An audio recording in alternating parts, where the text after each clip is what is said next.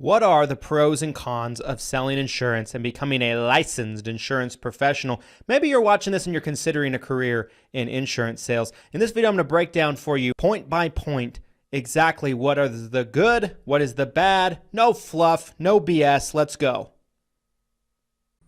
This video is brought to you by none other than Hire Heroes, you guys. Hire Heroes is your one-stop shop when it comes to virtual staffing and making sure that you have qualified talent with your business. One thing that I love about Hire Heroes, you guys, is they've actually gone through the process already of vetting and making sure that your staff member is well trained to best fit your needs. Whether you need help with social media work, posting things on your accounts, responding to people that send messages to your social media accounts, whether you need help with data entry or a multitude of other things that they're qualified to do, Hire Heroes has got you covered. If you're having trouble finding quality talent and number two, affording to be able to run payroll for that talent, Hire Heroes has got you covered with an affordable alternative to have a virtual assistant working for your business. There's a link down in the description of this video to where you can learn more about getting your own VA through Hire Heroes. I certainly recommend it. They're what we use in our business for all of our virtual assistant needs, and you will want to make sure that you check them out today. So you're considering a career in insurance sales, but you want to know what's the good, the bad, the ugly. And everybody you're talking to is a headhunter, a recruiter, and they are selling you a dream. Well, in this video, I'm going to do the exact opposite. I'm going to tell you what the upside is. And trust me, there is a lot of it, but I'm also going to tell you what the downside is. Let's start with the good.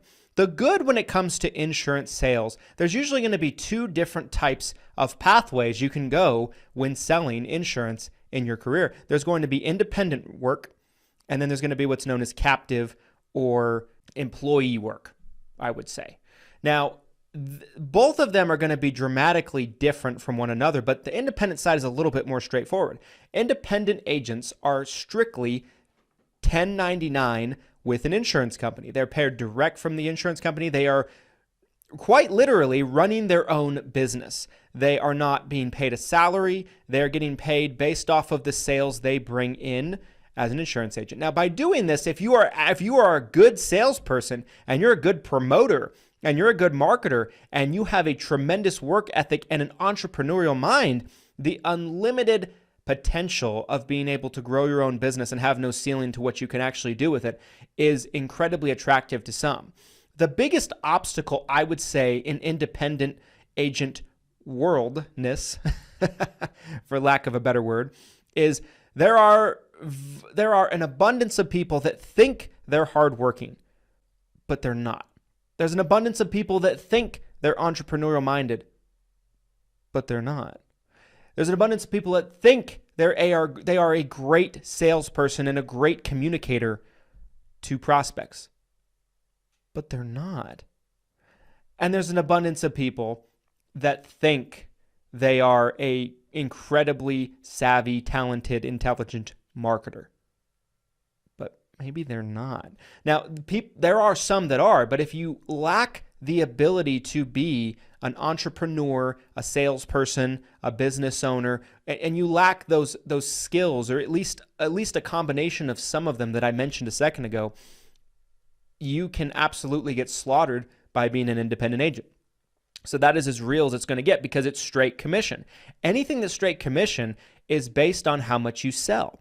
I see people all the time that will bash people that are a licensed only agent in the Medicare space or a captive agent. They'll bash and kind of put that down and they'll say, you make so much more per sale.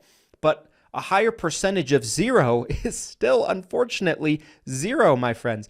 On the other side of the coin, when it comes to being a captive or an LOA agent, there are different scenarios with that. There are good LOA and captive opportunities, and there's certainly bad ones. So make sure that you pick wisely. But if you're in a good one, what you're going to have is you make a smaller percentage of the commission, but you have a lot of lucrative dynamics to where you can still earn a lot of money. You have no overhead. You have no risk. Leads are provided for you. You're getting a salary, so there's comfort there.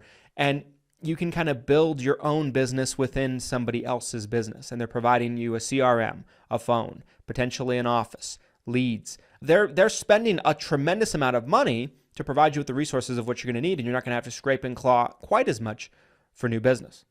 Now, on the independent side, there is much more potential. So if you write 10 policies on the independent side versus 10 policies on the captive side, you will make a substantial amount more money on the independent side. But the effort that it takes to sell 10 policies on the independent side versus the captive or LOA side is the Grand Canyon. Because when you're independent, as I mentioned, you are running your business. So everything is your responsibility. Everything, between making your schedule, between bringing in the revenue, between having your own CRM, your own website, your own brand, your own leads, everything is your responsibility. And so there's not a lot of people in this country that can actually run a business successfully. And that's a message that agents need to hear. The upside of selling insurance is you can make an amazing income, you can make passive income, you can make renewal income for years to come. You work very hard for 3 to 5 years, and you can make a multiple six-figure income that's a passive income basis that you can essentially be paid on for 10, 20, 30, maybe even 40 years. And you can build on that, and it is scalable. The potential is unlimited because you're solving a problem that's very complicated, and that's driving business to the certain insurance carriers, and they will pay very handsomely for that. The thing is, if it was so easy, everybody would do it with bells and whistles on. Very few people are able to send business to the insurance company and produce business for the insurance company in great volume, hence why LOA captive opportunities exist. It's a much easier way to get sales. Oftentimes, you're just taking orders. You're an order taker, and you don't have to find new business necessarily. It's not as much on you. Now, I would say as I mentioned, the pros: unlimited income, unlimited potential, scalable. You can be your own boss. It's amazing. You can build your own schedule. You can live life on your terms.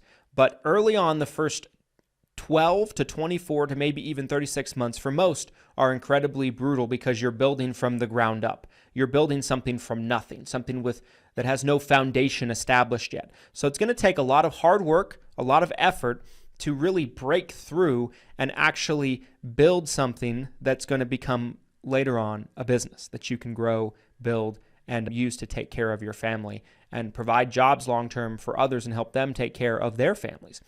That's the upside. The downside is it's incredibly hard work.